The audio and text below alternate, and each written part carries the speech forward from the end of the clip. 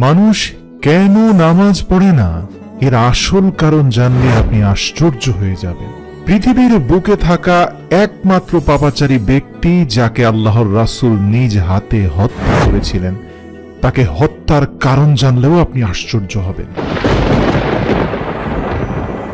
শুরুতে বলে দেই, পৃথিবীর সৃষ্টি লগ্নের পর থেকে প্রত্যেক যুগে প্রত্যেক উম্মতের উপরই নামাজের বিধান ছিল, তবে আদায়ের দিক থেকে পদ্ধতিগত পার্থক্য ছিল। আগের যুগের লোকেরা তাদের নবীর দেখানো পদ্ধতিতে নামাজ পড়ত, আর বর্তমান জামানায় আমরা মুহাম্মদুর রাসূলুল্লাহ সাল্লাল্লাহু আলাইহি ওয়াসাল্লামের দেখানো নিয়ম অনুযায়ী নামাজ আদায় করি। কিছুটা পার্থক্য অবশ্যই রয়েছে, তবে নামাজের মূল উদ্দেশ্য সকল যুগে একই ছিল। আর এই জন্যই আল্লাহ তাআলা পবিত্র কোরআনে বলেছেন, আগের যুগের লোকেরা নামাজ নষ্ট করে ফেলায় তাদের উপর আযাব চলে এসেছিল। এ কথা পবিত্র কোরআন থেকে শুরু করে অতীতের সকল ধর্মগ্রন্থে বলা হয়েছে। যারা নামাজ ধ্বংস করেছে, আল্লাহ তাআলা তাদেরকে গাইয়ুন নামক জাহান্নামে নিক্ষেপ করবে। প্রিয় মুসলমান ভাই ও বোনেরা, জাহান্নামের একটা বিশেষ শাখাকে গাইয়ুন বলে। আপনি কি জানেন এই গাইয়ুনটা আসলে কি? এটা যে কতটা ভয়ঙ্কর আপনি জানলে অবাক হয়ে যাবেন। এই গাইয়ুনের ব্যাপারটা জানার আগে আপনাদেরকে বলে দেই, বেনামাজি জাহান্নামের আগুনে যখন পুড়বে, তার পূর্বে এক একজন বেনামাজির শরীর আকারে হবে প্রায় 400 কিলোমিটার, এবং এই প্রত্যেক বেনামাজির শরীরের চামড়া এবং মাংস হবে অত্যন্ত পুরু। তার দেহে থাকবে অনেক মাংস। জাহান্নামের আগুন এই মাংস ঝলসে দেবে, ঠিক যেমন করে তান্দুরি চিকেনকে ঝলসে দেওয়া হয়। দুনিয়ার জীবনে যারা দেখেছেন, মানুষ আগুনে পুড়ে গেলে পুঁজ জমে যায় শরীরে। বেনামাজিকে বারবার আগুনে পোড়ানোর কারণে কোটি কোটি টন পুঁজ জমা হয়ে যাবে। এখন প্রশ্ন হলো, এত পুঁজ কোথায় গিয়ে জমা হবে? প্রিয় দর্শক, এই সকল পুঁজ জাহান্নামের গাইয়ুন উপত্যকায় গিয়ে জমা হবে। এমনই ভয়ঙ্কর স্থান হলো সেই গাইয়ুন। এখন প্রশ্ন হলো, কারা থাকবে এই গাইয়ুনে? হাদিস থেকে পাওয়া যায়, যারা নিখুঁত এবং সুন্দরভাবে সালাত আদায় করত না, বেনামাজিদেরকে গাইয়ুনের পুজের সাগরে নিক্ষেপ করা হবে। আল্লাহ তাআলা বলেন, অতীতের লোকেরাও যুগে যুগে নামাজকে বিনষ্ট করেছে, আর নামাজকে বিনষ্ট করার পেছনে মূল কারণ ছিল প্রবৃত্তির কামনার দাসত্ব করা। অর্থাৎ মন যা চায়, মদ গাঁজা নারী নিয়ে ব্যস্ত থাকা, দুনিয়ার জীবনের ভোগ বিলাসিতায় এতটা নিজেকে বিলিয়ে দেওয়া যে সেলফ কন্ট্রোল বলতে যে কিছু আছে সেটা হারিয়ে ফেলা। আর ওই সকল ব্যক্তিরাই মূলত নামাজ নষ্ট করে। আল্লাহ তাআলা তাদেরকে সতর্ক করে বলেন, শীঘ্রই তারা তাদের এই গোমরাহির পরিণামের মুখোমুখি হবে। সূরা মারিয়াম আয়াত নম্বর 59। পবিত্র কোরআনে আল্লাহ বলেন, সুতরাং দুর্ভোগ সেই সব মুসল্লিদের জন্য যারা নিজেদের নামাজের ব্যাপারে একেবারেই উদাসীন। আল্লাহর রাসূল সাল্লাল্লাহু আলাইহি সাল্লামকে জিজ্ঞাসা করা হলো, ইয়া রাসূলুল্লাহ, পৃথিবীর বুকে কোন আমল সর্বশ্রেষ্ঠ? উত্তরে আল্লাহর রাসূল বললেন, নামাজ প্রথম ওয়াক্তে আদায় করা শ্রেষ্ঠ আমল। হাদিসটি নেওয়া হয়েছে তিরমিজি শরীফ থেকে। এছাড়াও বেনামাজির ব্যাপারে আরেকটি তথ্য দেওয়া হয়েছে, সেটা হলো এই বেনামাজিদেরকে সাকার নামক আরেক ধরনের জাহান্নামে নিক্ষেপ করা হবে। এই সাকার হলো জাহান্নামের একটা বিশেষ উপত্যকার নাম। সাকার বাসী সম্পর্কে পবিত্র কোরআনে বলা হয়েছে, আমি তাদেরকে দাখিল করব সাকারে। তুমি কি জানো সেই সাকার কি? যেখানে মানুষ জীবিত থাকবে না, আবার মরেও যাবে না। সেখানে মানুষের গায়ের চামড়া ঝলসে দেওয়া হবে। সেখানে নিয়োজিত আছে বিশেষ 19 জন ফেরেশতা। সূরা মুদ্দাসির আয়াত 26 থেকে 30। আল্লাহ তাআলা আরো ইরশাদ করেছেন, কিসে তোমাদেরকে জাহান্নামের আগুনে প্রবেশ করালো? তখন তারা বলবে, আমরা নামাজ আদায়কারীদের অন্তর্ভুক্ত ছিলাম না। সূরা মুদ্দাসির আয়াত নম্বর 42 থেকে 43। প্রিয় ভাই ও বোনেরা, নামাজ ছেড়ে দেওয়া লোকগুলোর জন্য আরো একটি জাহান্নাম রয়েছে। সেই জাহান্নামের নাম হলো ওয়াইল। পবিত্র কোরআন বলছে, ওয়াইল হচ্ছে সেই সব বেনামাজিদের জন্য যারা তাদের নামাজ সম্পর্কে বেখবর। এটা সূরা মাউন আয়াত নম্বর 4 থেকে 5 রয়েছে।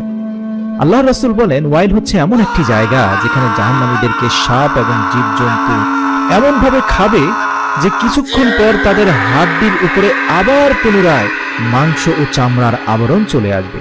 তারপরে সাপ এবং বিচ্ছু এসে আবার খাবে, তারপর আবার মাংস এবং চামড়া গজাবে, আর এই প্রক্রিয়া চলতেই থাকবে। যখন তাদেরকে বলা হবে নত হও, তখন তারা নত হয় না। সেদিন মিথ্যা আরোপকারীদের জন্য ওয়াইল হবে এক মাত্র প্রতিশোধ। আর যারা নামাজ আদায় করে না, আখিরাতে তাদের বন্ধু হবে ফেরাউন, হামান এবং উবাই ইবনে খালফ। আপনারা কি জানেন এই উবাই ইবনে খালফ কে? এই উবাই ইবনে খালফ এমন এক জঘন্য ব্যক্তি যাকে দয়ার নবী নিজেই হত্যা করেছেন। এই পাপাচারী ছাড়া নবী করিম সাল্লাল্লাহু আলাইহি সাল্লাম আর কাউকে নিজ হাতে হত্যা করেননি। এই উবাই ইবনে খালফ সে কখনোই আল্লাহর রাসূলের প্রিয় সাহাবী বেলালকে নামাজ পড়তে দিত না। বেলাল নামাজ পড়তে চাইলে তার হাত পা বেঁধে মক্কার অলিতে গলিতে দুষ্ট যুবকদের লেলিয়ে দিয়ে মার খাওয়াতো, পাথর মারতো। বেলাল চিৎকার করে বলতো, আমাকে একটু সালাত আদায় করতে দাও, আর তখনই উবাই ইবনে খালফ তাকে অত্যাচার করতে থাকতো। এভাবেই একদিন রাসূল সাল্লাল্লাহু আলাইহি ওয়াসাল্লামের বিরুদ্ধে কঠোর কটূক্তি করে, এত বাজে বাজে কথা বলে যা হয়তো আমি আপনি নিজ কানে শুনতেও পারবো না। সে তা বলেই থামেনি, তলোয়ার হাতে নিয়ে আল্লাহর রাসূল সাল্লাল্লাহু আলাইহি ওয়াসাল্লামকে হত্যা করতে যায়। ধস্তাধস্তির এক পর্যায়ে আল্লাহর রাসূল সাল্লাল্লাহু আলাইহি ওয়াসাল্লামের হাতে নিজ তরবারির আঘাতেই নিহত হয় উবাই ইবনে খালফ। আল্লাহর রাসূল বলেন, উবাই ইবনে খালফ ওয়াইল নামক জাহান্নামের বাসিন্দা হবে। প্রিয় মুসলিম ভাই ও বোনেরা, যে যে অবস্থানেই আছেন না কেন, মনে রাখবেন যত পাপই করেন না কেন, নামাজ দয়া করে ছাড়বেন না প্রিয় ভাই। কারণ নামাজ ছেড়ে দিলে আপনি তওবা করেও মাফ পাবেন না। নামাজ এমন এক ইবাদত যা ছেড়ে দিয়ে তওবার পরেও ক্ষমা পাওয়া যায় না, যে পর্যন্ত না আপনি ক্ষতিপূরণ তথা কাজা নামাজ আদায় না করবেন। মনে রাখবেন, নামাজ একদিন আমাদেরকে বদলে দেবে। রাসূল সাল্লাল্লাহু আলাইহি ওয়াসাল্লাম ইরশাদ করেছেন, কাফের এবং ঈমানদারের মধ্যে ব্যবধান হচ্ছে শুধুমাত্র নামাজ। সুতরাং যে ব্যক্তি নামাজ ছেড়ে দেয় সে কুফরি কাজ করে। ইসলামের চতুর্থ খলিফা আলী রাদিয়াল্লাহু তাআলা আনহু বলেছেন যে ব্যক্তি নামাজ পড়ে না সে কাফের। একদিন সকালবেলা আল্লাহর রাসূল সাল্লাল্লাহু আলাইহি সাল্লাম সাহাবীদের সাথে এক বিশেষ স্বপ্নের আলোচনা করছিলেন। রাসূল সাল্লাল্লাহু আলাইহি সাল্লাম বলেন, আজ রাতে আমার কাছে দুজন আগন্তুক এসেছিল। তারা আমাকে বলল, আমাদের সঙ্গে চলুন। আমি তাদের সঙ্গে গেলাম। আমরা এমন এক লোকের কাছে পৌঁছালাম যে চিত হয়ে শুয়েছিল। অন্য এক ব্যক্তি পাথর নিয়ে তার সামনে দাঁড়িয়ে আছে। সে পাথর দিয়ে শুয়ে থাকা ব্যক্তির মাথায় আঘাত করছে এবং থেতলে দিচ্ছে। যখন সে পাথর নিক্ষেপ করছে তা গড়িয়ে অন্যত্র চলে যাচ্ছে। লোকটা গিয়ে পাথরটি পুনরায় তুলে নিচ্ছে এবং তা নিয়ে ফিরে আসার সঙ্গে সঙ্গে যে লোকটির মাথা থেতলে দেওয়া হয়েছে তা পূর্বের মতো আবার সুস্থ হয়ে গেল। সে আবারও ওই লোকটির মাথা থেতলে দিচ্ছে। রাসূল সাল্লাল্লাহু আলাইহি সাল্লাম বললেন, একই ঘটনা আমি পুনরাবৃত্তি দেখতে পেলাম। আমি আমার সঙ্গী দুজনকে জিজ্ঞাসা করলাম, আল্লাহু আকবার, এরা কারা? আমার সঙ্গে থাকা দুজন ব্যক্তি বললেন, এই ব্যক্তি কোনো কারণ ছাড়া, শারীরিক অসুস্থতা ছাড়া, শুধুমাত্র অলসতার দোহাই দিয়ে এশার 4 রাকাত ফরজ নামাজ না পড়েই ঘুমিয়ে যেত। মনে রাখবেন, শুধু আপনি নামাজ পড়লেই যথেষ্ট নয়, আপনার পরিবার পরিজন এবং নিকট আত্মীয় স্বজনকে নামাজের ব্যাপারে আগ্রহী করতে হবে। যে ব্যক্তি মানুষকে সৎ কাজের উপদেশ দেয়, অসৎ কাজ থেকে বিরত থাকার পরামর্শ দেয়, আল্লাহ তাআলা বলেন, আমি তার প্রতিটি কথার বিনিময়ে এক বছরের ইবাদতের নেকি দান করব। এমন ব্যক্তিকে আমি জাহান্নামের শাস্তি দিয়ে লজ্জাবোধ করি। তাই ঈমানদার ব্যক্তির অত্যাবশ্যকীয় কর্তব্য হচ্ছে অন্যকে সৎ কাজের উপদেশ দেওয়া এবং নিজেও সৎ কাজ করা এবং অসৎ কাজ থেকে বিরত থাকা। প্রিয় ভাই ও বোনেরা, আমি প্রায় দেখি নামাজের সময় হয়ে গেছে, আজান হচ্ছে, অথচ ছেলেরা আড্ডা দিচ্ছে দোকানে, চায়ের দোকানে খোশ গল্প চলছে। সরকারি দল, রাজনৈতিক দল, বিরোধী দল নিয়ে কত আড্ডা। বিশেষ করে আসর ও মাগরিবের সময় চায়ের দোকানের আড্ডা দেখলে আর মসজিদে লোকের অবস্থান দেখলে আমার মনেই হয় না কেন যে মানুষ এই দেশকে 95% মুসলমানের দেশ বলে। কারণ অধিকাংশ মুসল্লিরাই তো আড্ডায় নিমগ্ন। মসজিদগুলো ফাঁকা পড়ে আছে। আর মহিলাদের ক্ষেত্রেও অনেককেই দেখা যায় সংসারের কাজে এতই ব্যস্ততা যে তারা নামাজের কথাই ভুলে যান। এভাবেই নামাজের সময় পার হয়ে যায়, আর পড়া হয় না। এভাবেই অলসতা করে আমরা দিনের পর দিন নামাজ কাজা করে ফেলছি। তাই ভাই ও বোনেরা, আসুন আমরা একটু নামাজি হওয়ার চেষ্টা করি। প্রিয় নবী সাল্লাল্লাহু আলাইহি সাল্লাম যখন মেরাজের রাতে আল্লাহ পাকের সাথে সাক্ষাৎ করেন, তখন নবী করিম সাল্লাল্লাহু আলাইহি ওয়াসাল্লাম বলেন, হে আল্লাহ, আমি যখন দুনিয়াতে গিয়ে আমার উম্মতকে বলবো আমি আল্লাহ পাকের সাথে দেখা করে আসলাম, মেরাজ করে আসলাম, আকাশ জমিন গ্রহ নক্ষত্রের সৃষ্টিকর্তা মহান আল্লাহ সুবহানাহু ওয়া তাআলার সাথে আমার সাক্ষাৎ হয়েছে। আমার উম্মতরা আবেগে আপ্লুত হয়ে কাঁদবে আর বলবে, হে আমাদের প্রিয় রাসূল, আমাদের কি হবে? আমরা তো আল্লাহর সাথে দেখা করতে পারলাম না, তখন আমি কি বলবো? আল্লাহ পাক বলেন, আপনার উম্মতকে শুধু বলবেন, নামাজের সময় যেন তারা সিজদায় লুটিয়ে পড়ে দিল থেকে বলে সুবহান রাব্বিয়াল আ'লা। প্রশংসার সাথে রবের শ্রেষ্ঠত্ব যখন তারা ঘোষণা করবে, তখন আমি নিজেই গিয়ে তাদের সাথে সাক্ষাৎ করে আসব, তাদের কলবে গিয়ে উপস্থিত হব। সুবহানাল্লাহ। সবাই কমেন্টে সুবহানাল্লাহ লিখুন। প্রিয় ভাই ও বোনেরা, রাসূল সাল্লাল্লাহু আলাইহি সাল্লাম বলেন, মুসলমানদের জন্য মেরাজ হলো নামাজ, আর এই মেরাজের শ্রেষ্ঠ মুহূর্ত হলো নামাজের সিজদা। যদি কেউ ইচ্ছে করে এক ওয়াক্ত নামাজ কাজা করে, তবে তাকে 2,44 বছর জ্বলন্ত আগুনে জ্বলতে হবে। আরো একটি হাদিসে হুজুর পাক সাল্লাল্লাহু আলাইহি সাল্লাম বলেছেন, তোমরা এই দোয়া করো, হে আল্লাহ, আমাদের মধ্যে কাউকে তুমি হতভাগ্য বঞ্চিত করো না। অতঃপর রাসূল সাল্লাল্লাহু আলাইহি সাল্লাম নিজেই বললেন, তোমরা কি জানো এই হতভাগ্য আর বঞ্চিত বলতে কাদেরকে বোঝানো হয়েছে? সাহাবীরা বলেন, ইয়া রাসূলুল্লাহ, জানতে চাই।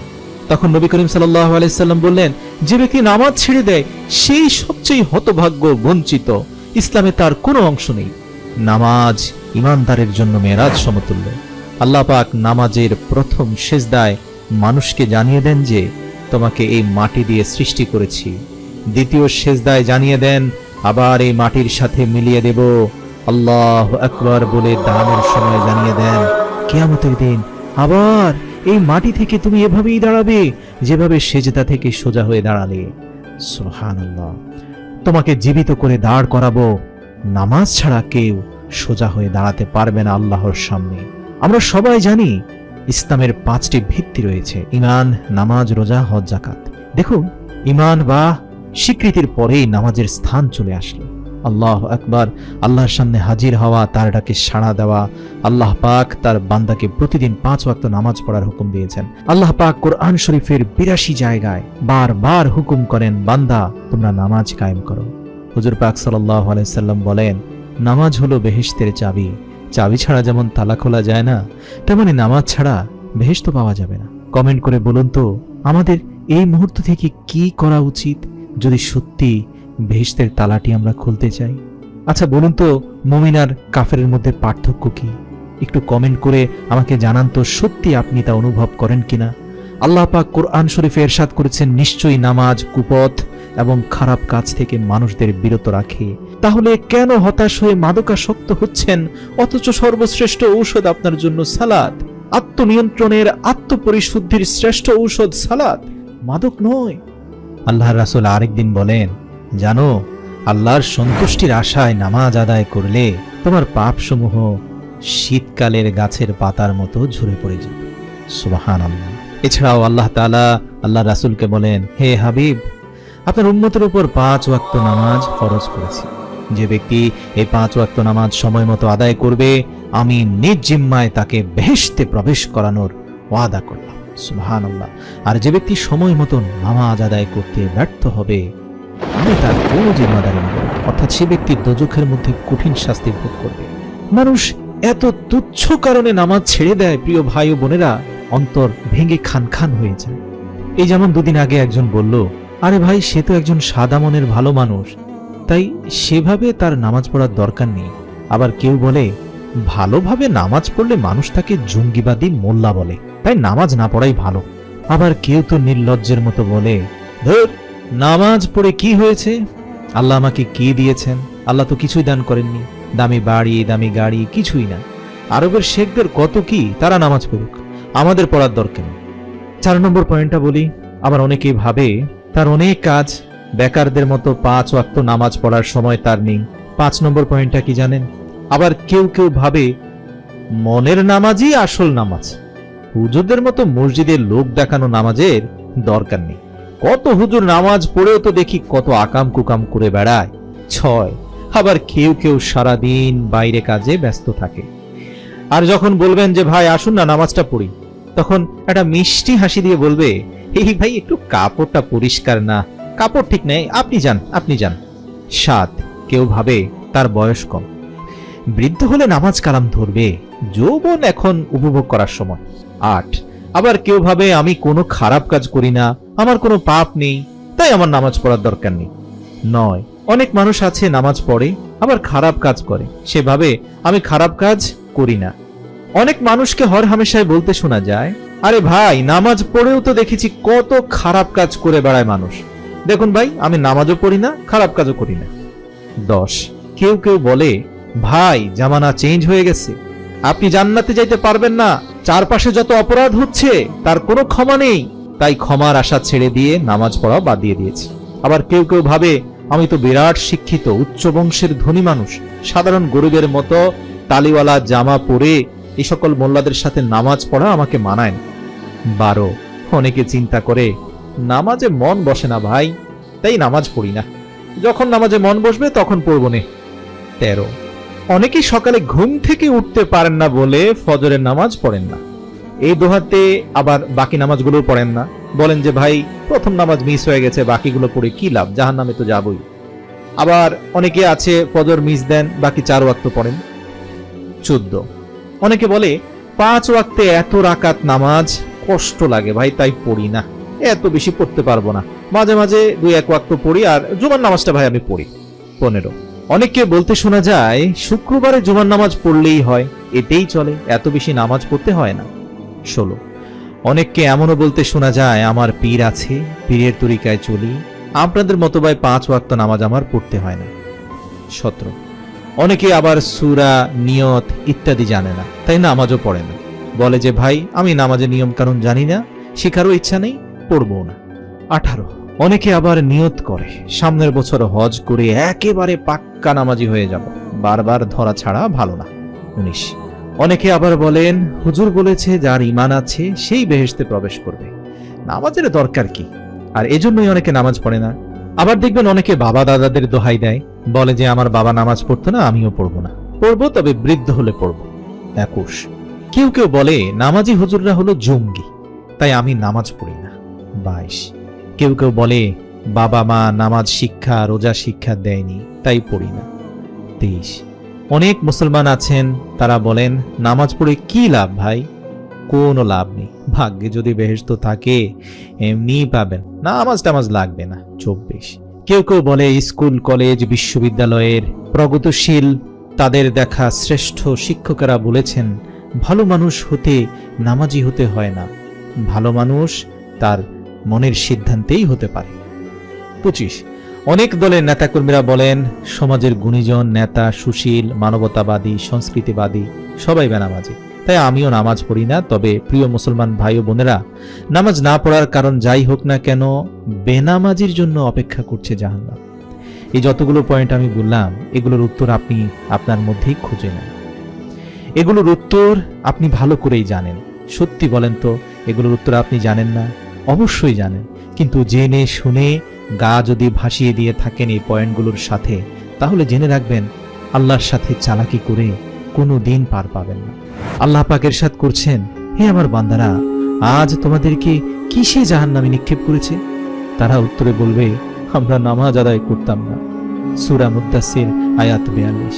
কিন্তু দুঃখজনক হলেও সত্য যে নিজেদের মুসলিম বলে দাবি করলেও এই গুরুত্বপূর্ণ ইসলামের স্তম্ভ নামাজ সম্পর্কে আমরা অনেক মুসলিম আজ এতই উদাসীন যে ঈমানের পরে নামাজের স্থান, সেই নামাজের স্থান যে কোথায় কোথায় ফেলে এসেছি তা ভালো করে খুঁজেও পাচ্ছি না। এই উদাসীনতার অন্যতম কারণ হলো নামাজের গুরুত্ব এবং প্রয়োজনীয়তা অনুধাবনে ব্যর্থ হওয়া। এত মসজিদ ঢাকা শহরে, কিন্তু জুমা ছাড়া মসজিদগুলো কেন ফাঁকা? এক পরিসংখ্যান বলছে ঢাকা শহরের মাত্র 9% নামাজ উপযুক্ত যুবক মুসল্লিরাও যদি নামাজ পড়ে, সবগুলো মসজিদেও ঠাঁই দেওয়া সম্ভব হবে না। বিশ্বাস করুন, নামাজ এমন এক ইবাদত, এই ব্যাপারে আল্লাহ এক বিন্দু ছাড় আপনাকে দিবেন না। নামাজের ব্যাপারে আল্লাহর কঠোর অবস্থান যদি আপনি জানতেন, আজ থেকেই হয়তো নামাজের সিদ্ধান্ত নিতেন, পিঁপড়ার মতোই মসজিদ কামড়ে পড়ে থাকতেন, কোনোভাবেই নামাজ ছেড়ে দিতেন না। নামাজ সম্পর্কে মুসলমানদের উদাসীনতার আরেকটি অন্যতম কারণ হলো নামাজ নিয়ে প্রচলিত অসংখ্য ভুল ধারণা, যেগুলো নামাজের সহজ নিয়মগুলোকে কঠিন করে ফেলে। যেমন অনেক মানুষ এমন দেখা যায় যে সে দোয়া কুনুত জানে না।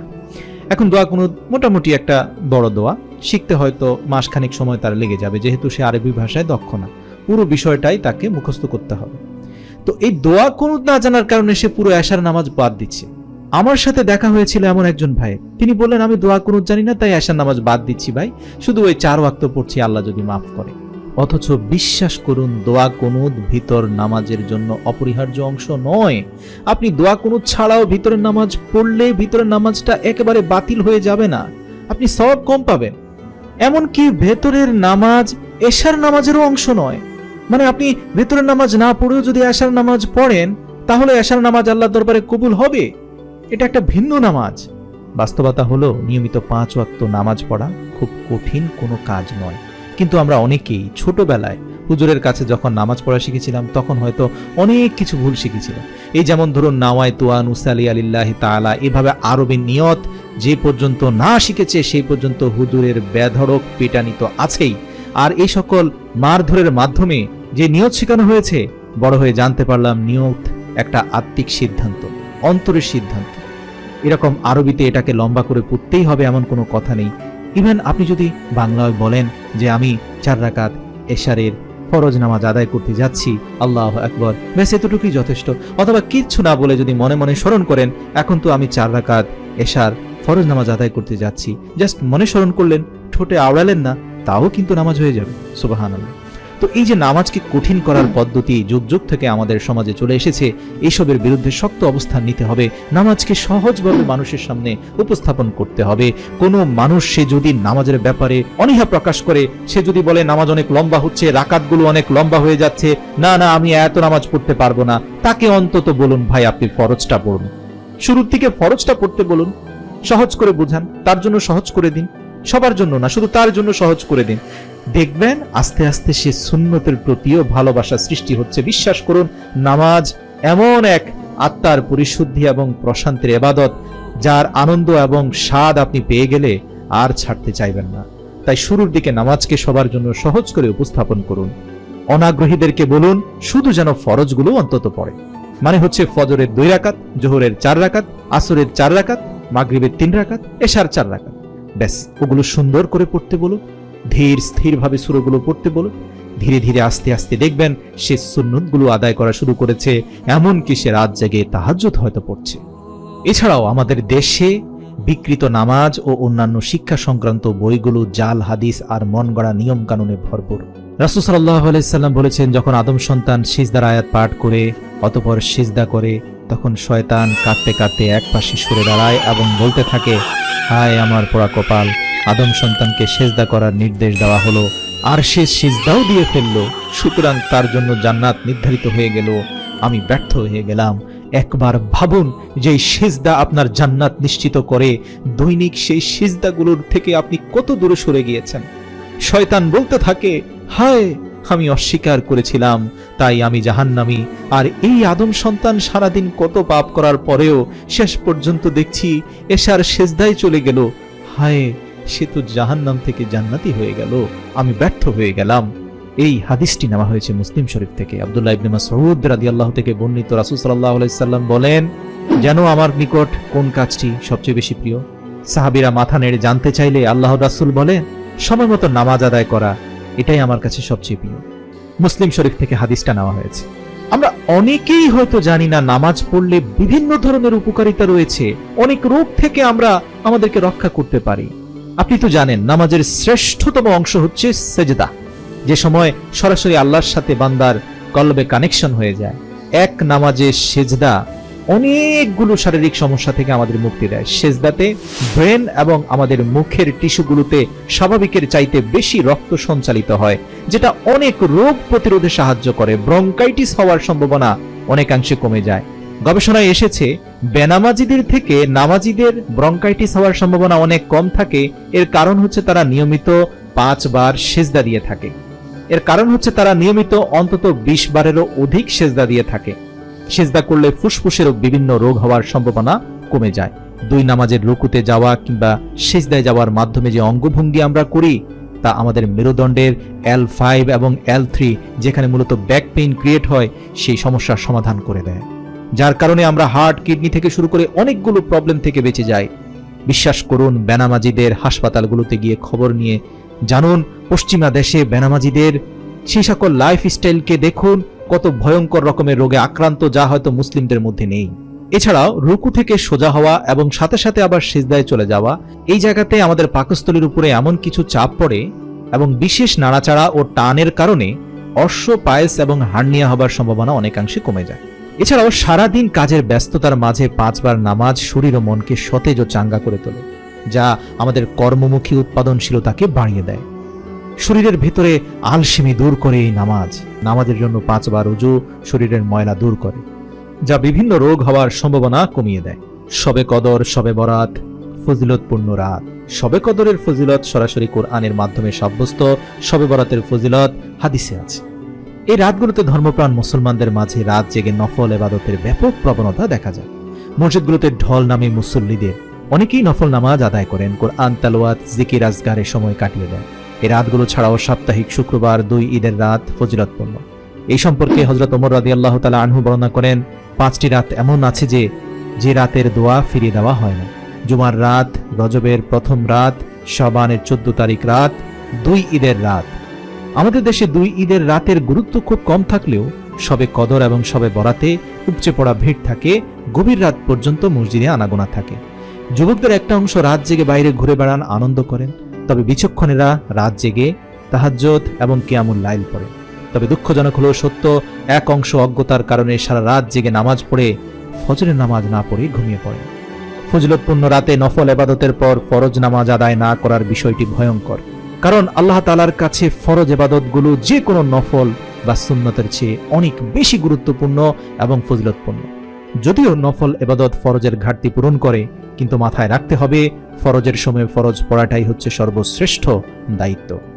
আল্লাহ রাসূল বলেন, কিয়ামতের দিন বান্দার সর্বপ্রথম হিসেব নেওয়া হবে নামাজের। যদি তার নামাজের হিসেব সঠিক হয় তাহলে সে সফল কাম হবে এবং নাজাত পাবে, আর যদি নামাজ বিনষ্ট হয়ে যায় তাহলে সে বিফল ও ক্ষতিগ্রস্ত হবে। যদি ফরজ নামাজে কিছু কমতি হয় তাহলে আল্লাহ বলবেন, দেখো আমার বান্দার কোনো নফল ইবাদত আছে কিনা, তখন নফল দিয়ে ফরজের ঘাটতি পূরণ করা হবে। তাই বিনীত অনুরোধ করছি, রাত জেগে গুরুত্বপূর্ণ রাতগুলোতে যে আপনারা ইবাদত করেন তা নিঃসন্দেহে শ্রেষ্ঠ। অবশ্যই মনে করে সকালের ফজরের সালাতগুলো আদায় করে নেবেন। আরেক দল জাহান্নামীদেরকে আল্লাহ প্রশ্ন করবেন, কিসে তোমাদেরকে জাহান্নামে নিয়ে এলো? তারা বলবে, আমরা মিসকিনদের খাবার দিতাম না, আমরা সারাক্ষণ শুধু মানুষের সমালোচনা করতাম, সমালোচনায় নিমগ্ন থাকতাম, এমনকি আমরা কিয়ামতের দিবসকে অর্থাৎ কিয়ামতকে অস্বীকার করতাম। আর এইভাবে হঠাৎ আমরা আজ এই কিয়ামতের মুখোমুখি এসে দাঁড়িয়ে গেলাম। মৃত্যুর পরে যে জীবন আমাদের হবে তা আমরা বিশ্বাসই করতাম না। সূরা মুদ্দাসসির আয়াত 38 থেকে 47। আব্দুল্লাহ ইবনে আব্বাস রাদিয়াল্লাহু থেকে বর্ণিত, এক নারী রাসূল সাল্লাল্লাহু আলাইহি সাল্লামের কাছে এলো এবং বলল, আমার মা একদা মানত করেছিলেন যে তিনি হজ করবেন, কিন্তু তা পূরণ করার আগেই তিনি ইন্তেকাল করলেন। এক্ষেত্রে আমার করণীয় কি? রাসূল সাল্লাল্লাহু আলাইহি সাল্লাম বললেন, তুমি তার পক্ষ থেকে হজ করো। তখন সেই নারী অবাক হয়ে গেলে আল্লাহর রাসূল বললেন, তোমার মা যদি ঋণী হতেন তাহলে কি তুমি তার ঋণ পরিশোধ করে দিতে না? ওই নারী বলল, অবশ্যই ইয়া রাসূলুল্লাহ। তখন নবী করিম সাল্লাল্লাহু আলাইহি সাল্লাম বললেন, তবে আল্লাহর ঋণ পরিশোধ করো, কেননা তিনি তার প্রাপ্য পাওয়ার অধিকারের উপযুক্ত, আর তোমার মা তোমাদের জন্য সম্পদ রেখে গেছেন। এই হাদিসটি নেওয়া হয়েছে বুখারী শরীফ থেকে। এই হাদিস থেকে বোঝা যায় যে বান্দার উপর ফরজ নামাজ অথবা ফরজ হজ তা অবশ্যই পূর্ণ করতে হবে। নামাজ পড়তে না পারলে পরবর্তীতে তা বাধ্যতামূলক কাজা করতে হবে। খন্দকের যুদ্ধে শত্রু বাহিনী দ্বারা পরিবেষ্টিত থাকার কারণে রাসূল সাল্লাল্লাহু আলাইহি সাল্লামও তার সাহাবীদের কয়েক ওয়াক্ত নামাজ কাজা হয়ে যায়। ছুটে যাওয়া সেই নামাজ তারা রাতে আদায় করেন। এই হাদিসটি নেওয়া হয়েছে বুখারী শরীফ থেকে। মানে মাফ নেই, সংকট যত ভয়াবহ হোক নামাজ পড়তেই হবে। একান্ত ছুটে গেলে কাজা তো অবশ্যই করতেই হবে। এমনকি সফরের সময় আল্লাহর রাসূল রাতে ঘুমানোর সময় বেলাল রাদিয়াল্লাহু তাআলা আনহুকে রাতের পাহারাদার হিসাবে নিয়োগ দেওয়া হতো, যাতে নামাজের সময় জাগিয়ে তোলার দায়িত্বটা তিনি পালন করতে পারেন। এরপর সবাই ঘুমিয়ে পড়লে বেলালও গভীর ঘুমে আচ্ছন্ন হয়ে পড়লেন। ফলে সবার নামাজ কাজা হয়ে গেল। সূর্যের কিরণ নবী করিম সাল্লাল্লাহু আলাইহি সাল্লামের দেহ মোবারকে পড়তেই তিনি জেগে উঠলেন। অতঃপর সবাইকে নিয়ে ফজরের নামাজ কাজা করলেন। এই হাদিসগুলো থেকে পরিষ্কার বোঝা যাচ্ছে, নামাজ ভুল ক্রমে সংকটময় পরিস্থিতিতে মিস হতেই পারে, কিন্তু কাজার ক্ষেত্রে যেন গড়িমসি না হয়। জেনে শুনে ইচ্ছাকৃতভাবে নামাজ পরিত্যাগ করলে তা কাজা করাও জরুরি। তবে এই ক্ষেত্রে অনেকের ধারণা যে সারাদিন নামাজ না পড়ে রাতের বেলা সবগুলো পড়ে নিব। মনে রাখবেন, আল্লাহ রাব্বুল আলামিন আপনার অন্তরের খবর জানেন। আল্লাহ তাআলা আপনার পুরো দেহে এত নিয়ামত ঢেলে দিয়েছেন, চোখ, নাক, কান, এই সকলের শুকরিয়া স্বরূপ দৈনিক 5 বার তার নিকট কৃতজ্ঞতা প্রকাশ আপনি করবেন। এটা আল্লাহ তাআলা চান। আপনি যদি সেখানে গড়িমসি করেন, কখন যে কোন বিপদে পড়েন, পরে হতাশায় পড়তে পারেন। মনে রাখবেন, সঠিক সময়ে নামাজটা পড়ে নিন, এটা আল্লাহর হক। মনে রাখবেন, মৃত্যুর আগেও যদি আপনার আপনজন নামাজ কাজা করে গিয়ে থাকে, জীবনের শেষ মুহূর্তে ফিদিয়া বা ক্ষতিপূরণ দেওয়ার মাধ্যমে তাদেরকে আপনাকে মুক্ত করতে হবে। নামাজের ফিদিয়া হলো প্রত্যেক ওয়াক্তের জন্য 2.25 সের গম বা আটা অথবা এর বাজার মূল্য গরিব মিসকিনকে খাইয়ে দিতে হবে, পরিশোধ করতে হবে, অথবা টাকা দিয়ে দিতে হবে, অথবা একজন গরিবকে 2 বেলা তৃপ্তি সহকারে খাবার খাওয়াতে হবে। তবে দুটি কাজ একসাথে করা হলে সেটা হচ্ছে শ্রেষ্ঠ। মনে রাখবেন, নামাজ নিয়ে আল্লাহর সাথে চালাকি করবেন না। নামাজ না পড়ার পরিণতি সম্পর্কে সতর্ক করে কোরআনে মুনাফিকদের কপটতার নানান দিক তুলে ধরা হয়েছে। এক স্থানে আল্লাহ বলেন, নিশ্চয়ই মুনাফিকরা আল্লাহর সঙ্গে ধোঁকাবাজি করে, অথচ তিনি তাদেরকে ধোঁকায় ফেলছেন। আর তারা যখন নামাজে দাঁড়ায় তখন অলসতার সাথে দাঁড়ায়, তারা মানুষকে দেখায় আর আল্লাহকে খুব সামান্যই স্মরণ করে। সূরা নিসা আয়াত 142। এই আয়াতে আল্লাহ পাক মুনাফিকদের 4টি চরিত্র তুলে ধরেছেন।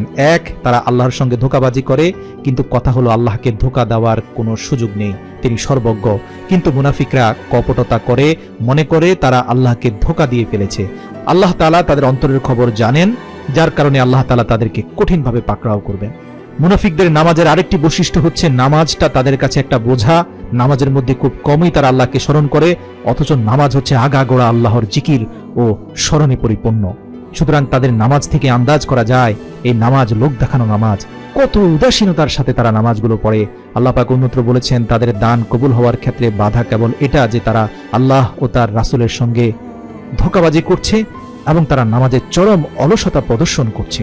মুনাফিক এবং কাফেরের মধ্যে একমাত্র পার্থক্য হলো, কাফেরেরা অন্তরে যা মুখেও তা, কিন্তু মুনাফিকরা অন্তরে কাফের কিন্তু মুখে মুসলমানের লেবাস পরে থাকে। এই যেমন ধরুন, মুনাফিকরা চরম অলসতার মধ্যেও নামাজে এসে গড়িমসি করে, চরম অনিচ্ছা থাকা সত্ত্বেও আল্লাহর রাস্তায় ব্যয় করে।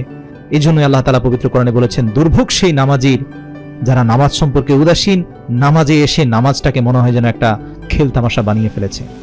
সূরা মাউন আয়াত 4 থেকে 7। এখানে আল্লাহ পাক মুনাফিকদের দুর্ভোগের ব্যাপারে সতর্ক করেছেন, যারা নামাজ সম্পর্কে উদাসীন। নামাজের প্রতি উদাসীনতা আল্লাহর সাথে বেয়াদবির শামিল। মনে রাখবেন, নামাজ দম্ভ এবং অহংকারকে শেষ করে দেয়। নামাজি ব্যক্তি সবচেয়ে নম্র এবং ভদ্র হয়। পক্ষান্তরে ঈমান ও নামাজ থেকে বিমুখ থাকা আল্লাহর কাছে অতি নিন্দনীয় এবং এর পরিণতি ভয়াবহ। আল্লাহ পাক পবিত্র কোরআনে হযরত জাকারিয়া আলাইহিস সালাম, হযরত ইয়াহিয়া আলাইহিস সালাম, হযরত মূসা আলাইহিস সালাম, হযরত ঈসা আলাইহিস সালাম, হযরত হারুন আলাইহিস সালাম, হযরত ইব্রাহিম আলাইহিস সালাম, হযরত ইসমাঈল আলাইহিস সালাম, হযরত ইসহাক আলাইহিস সালাম এবং হযরত ইদ্রিস আলাইহিস সালামের আলোচনা করেছেন। তারা সবাই আল্লাহর মনোনীত বান্দা এবং নবী ছিলেন। তাদের আলোচনার শেষে আল্লাহ পাক ইরশাদ করেছেন, তাদের পরে এমন অযোগ্য স্থলাভিষিক্ত হলো যারা নামাজকে নষ্ট করে ফেলল এবং নামাজ বিনষ্ট হওয়ার কারণে তারা গোমরাহি এবং পথভ্রষ্টতায় নিবেদিত হলো। তার মানে হচ্ছে, নামাজ ছেড়ে দেওয়ার পরেই মূলত মানুষ সিরাতাল মুস্তাকিম তথা সরল সঠিক পথ থেকে বিচ্যুত হয়ে যায়, গোমরা হয়ে যায়। নামাজ ছেড়ে দেওয়ার মাধ্যমে মানুষ ভোগবিলাসী হয়ে যায়, প্রবৃত্তির কামনা বাসনায় মেতে ওঠে। কারণ এই সব কিছুর সেলফ কন্ট্রোল বা নিজের উপর নিজের নিয়ন্ত্রণ প্রতিষ্ঠা করার সবচেয়ে ভূমিকা পালন করে নামাজ। নামাজ ছেড়ে দিয়েছেন তো আপনার নিজের নিয়ন্ত্রণ আপনি নিজেই হারিয়েছেন। আল্লাহ রাব্বুল আলামিন যেন মৃত্যুর আগের দিন পর্যন্ত নামাজকে শক্ত করে আঁকড়ে ধরে রাখার তৌফিক দান করে। কারা কারা আমার সাথে একমত তারা অবশ্যই কমেন্ট সেকশনে আপনার নিজের শপথ বাক্যটি কমেন্ট করে যান। আমা তাওফিক ইল্লা বিল্লাহ।